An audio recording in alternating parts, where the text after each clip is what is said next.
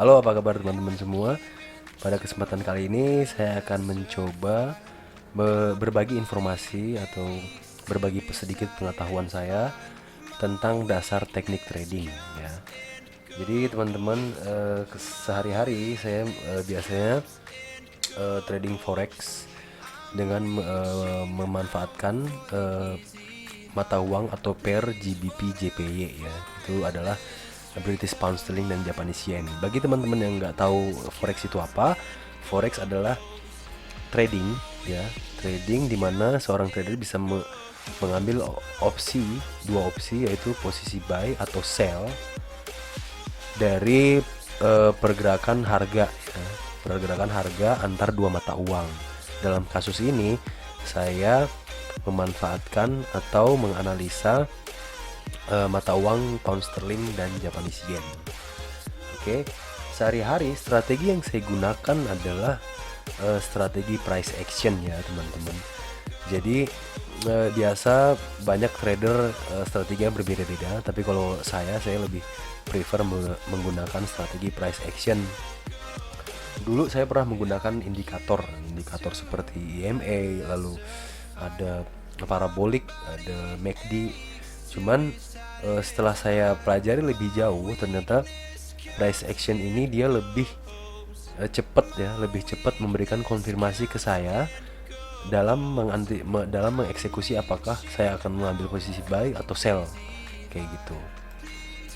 Nah, mungkin saya jelaskan dulu di price action itu kita cara membaca pergerakan harga kita menggunakan candlestick. Oke, jadi pada umumnya itu candlestick ada dua ya guys ya. Ada candlestick bullish dan candlestick bearish. Oke, ini saya warnain dulu. Biasanya ada wicknya di atas atau wicknya di bawah kayak gitu. Jelek banget ya.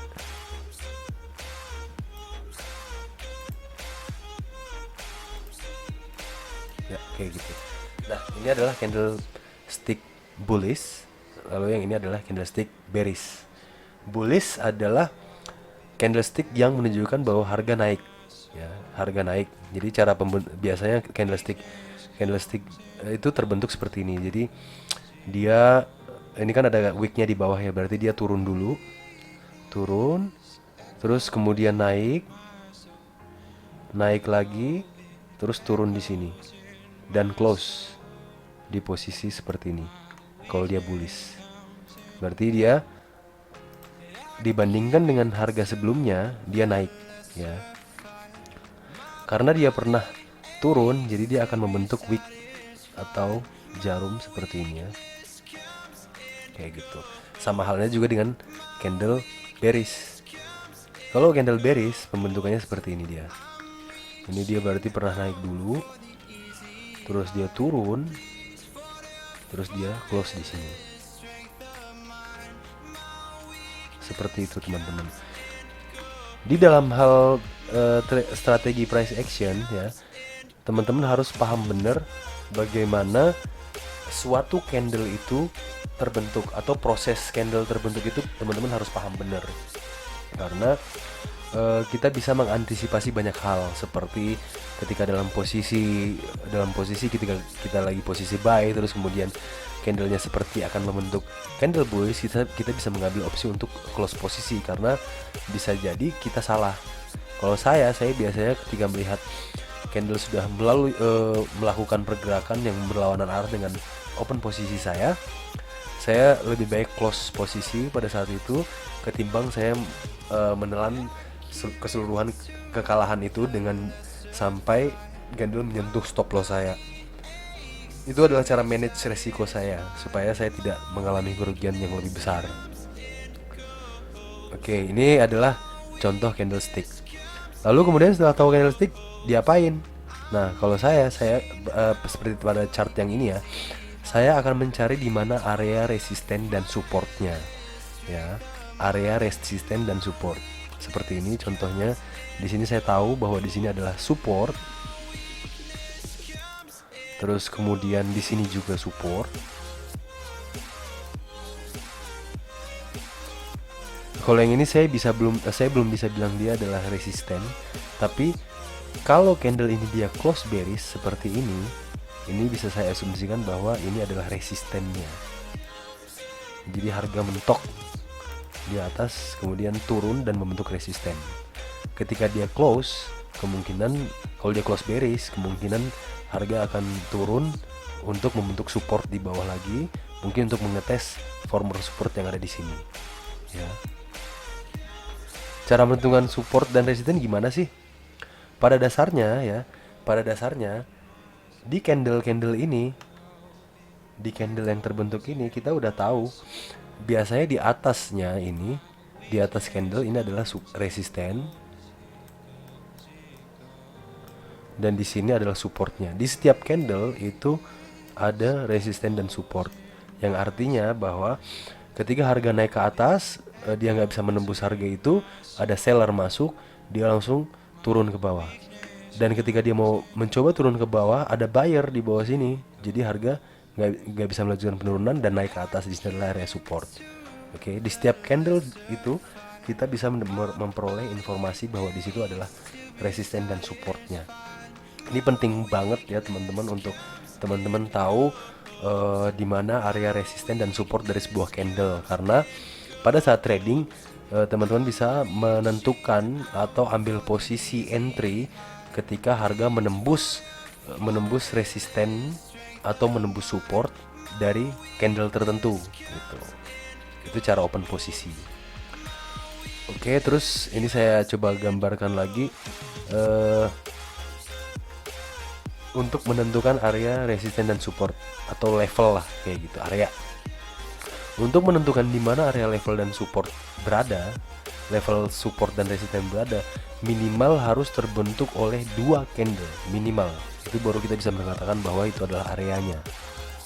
Contoh untuk candle bullish misalnya, ini adalah candle bearish ya. Contohnya candle bearish, dia punya wick di atas dan wick di bawah ya. Terus kemudian muncul candle bullish seperti ini misalnya.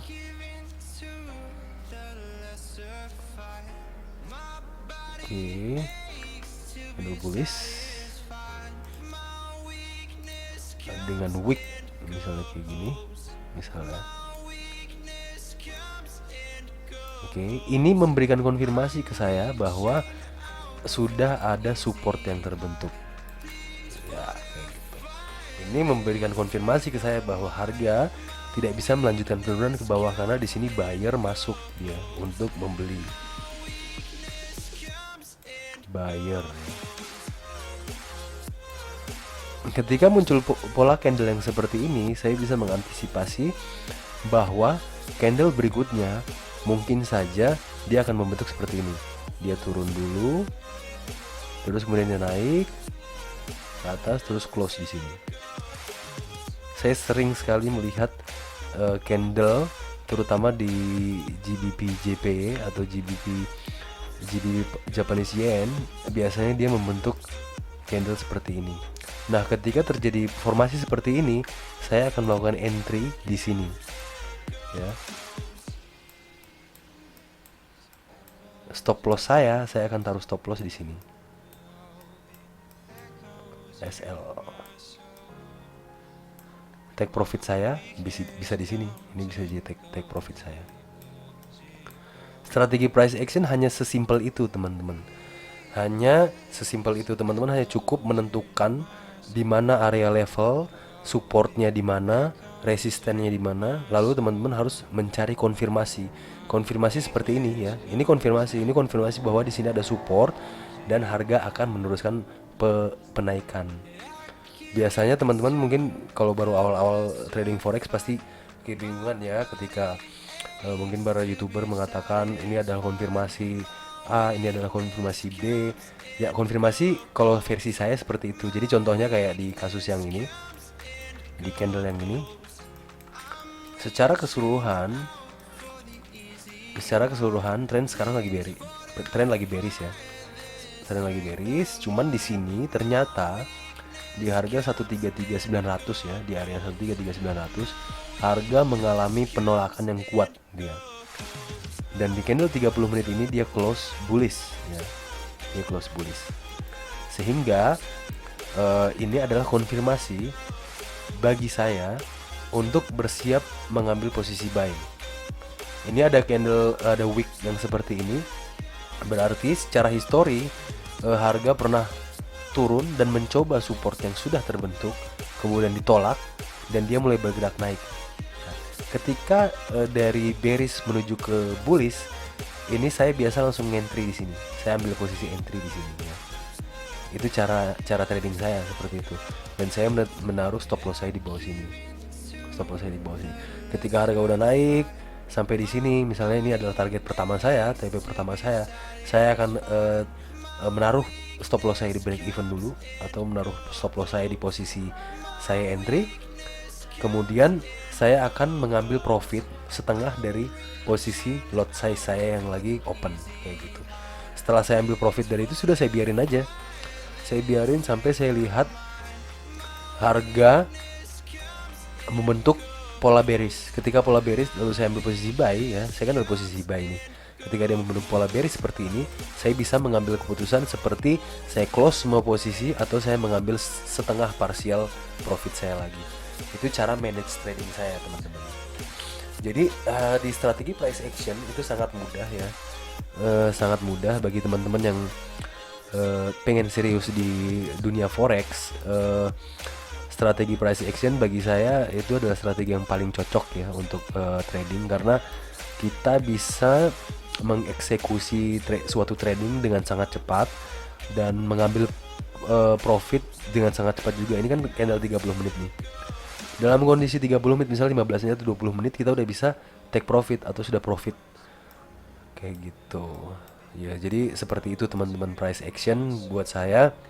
Basically price action sangat mudah ya. Mungkin teman-teman bisa mencari literatur di tempat lain atau mungkin ada penjelasan yang lebih bagus. Tapi kalau saya seperti itu pemahaman saya tentang price action. Teman-teman cukup melihat pola candlestick yang terbentuk, bagaimana candlestick itu terbentuk, lalu di mana area level support dan resistennya, lalu teman-teman tinggal menunggu konfirmasi seperti oh ternyata terbentuk support, oh ternyata terbentuk resisten. Di candle yang seperti ini ya, ketika dia close, ini sekitar 4 menit lagi dia close ya. Ini kan candle 30 menit.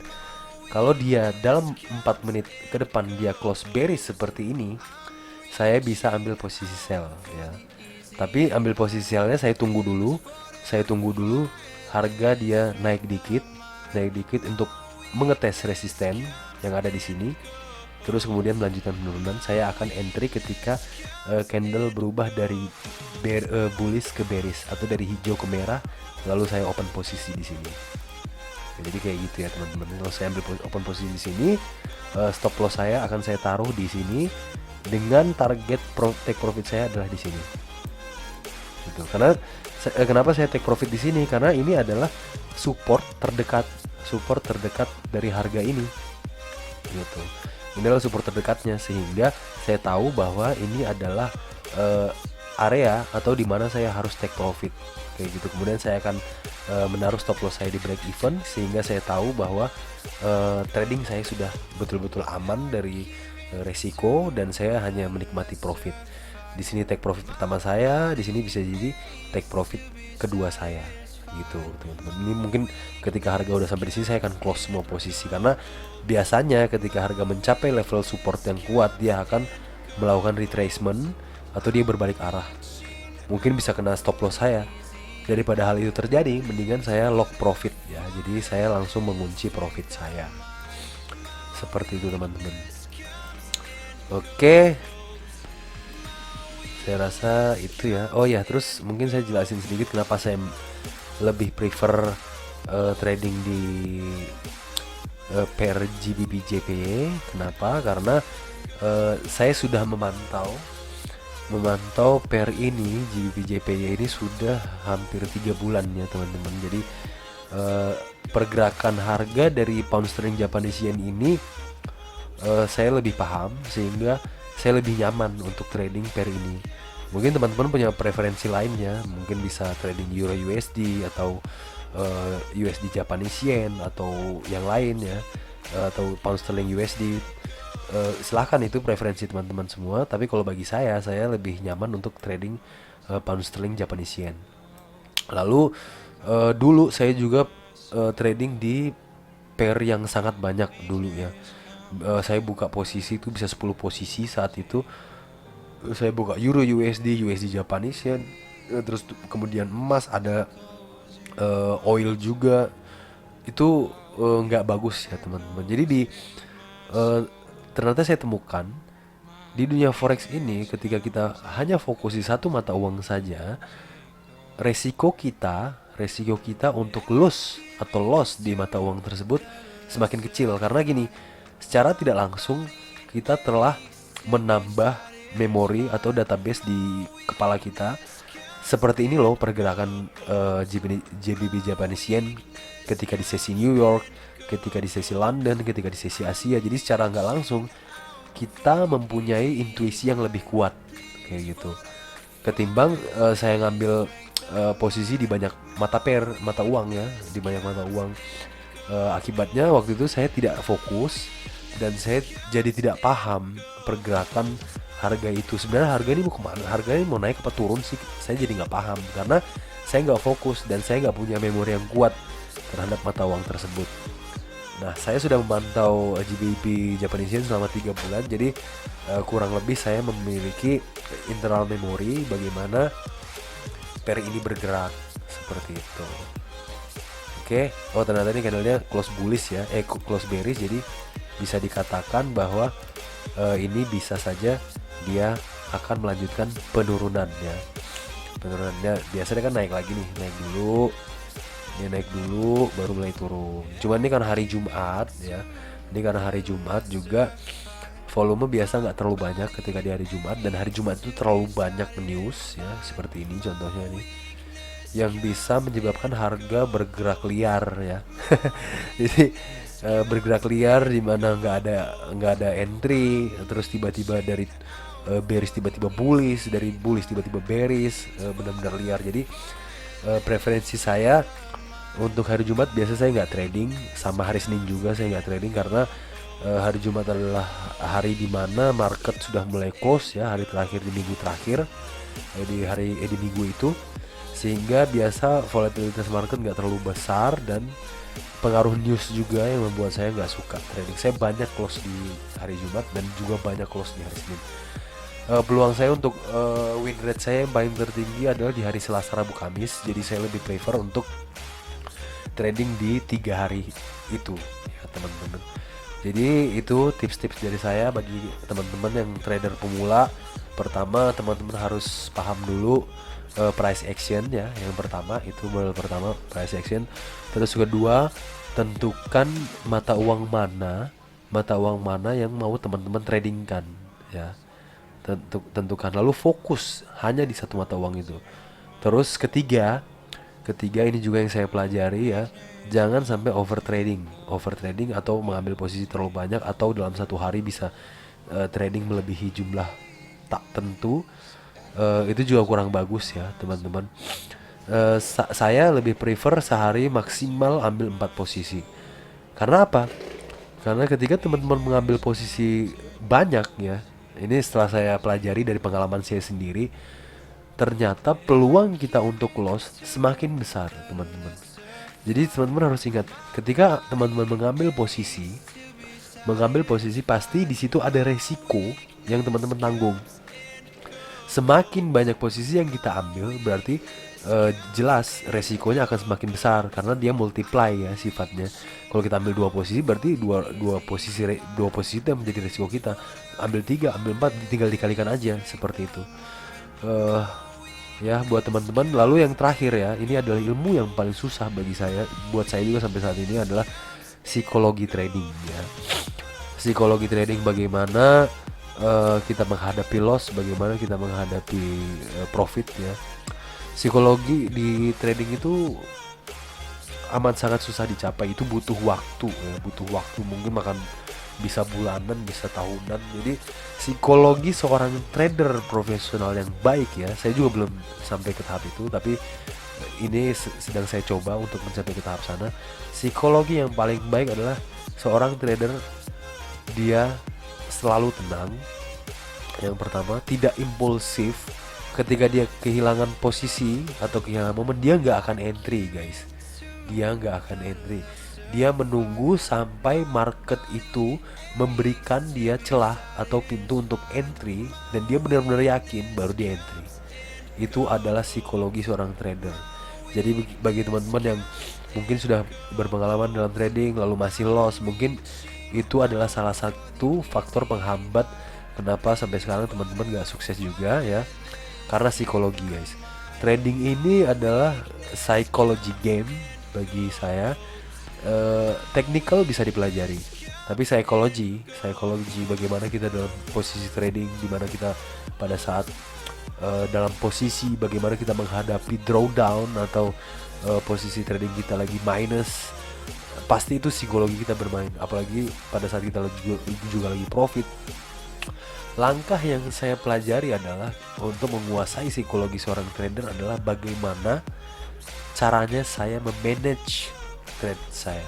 Jadi ketika lagi open posisi, saya selalu berpikiran yang pertama adalah bukan profitnya teman-teman, bukan profitnya. Saya selalu berpikiran bagaimana untuk menghilangkan dulu resiko dari trading itu, dari trading pada saat itu. Jadi saya selalu berpikir bagaimana caranya supaya harga itu segera naik atau turun, supaya saya bisa menaruh stop loss saya di break even. Sehingga dari situ kalau saya tahu posisi trading saya sudah break even, saya tidak akan lagi mengalami gangguan psikologi kayak gitu. Mungkin bagi teman-teman yang sudah berpengalaman atau juga yang baru mulai nyoba trading, hal-hal seperti itu yang perlu menjadi pertimbangan bagi teman-teman ketika teman-teman akan memulai aktivitas trading ya. Oke, mungkin udah terlalu banyak dari saya.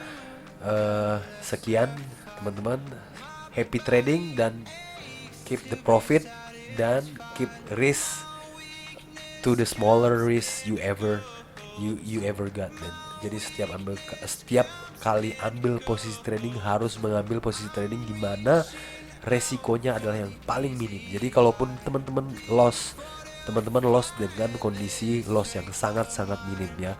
Di dunia forex, kalau teman-teman berhasil manage resiko itu sehingga mengalami loss yang kecil, otomatis profitnya akan semakin besar kayak gitu. Resiko dulu, loss dulu yang diperkecil, nanti profitnya akan datang belakangan. Oke, sekian dari saya, Baim, FX Trading Channel. Peace out, bye.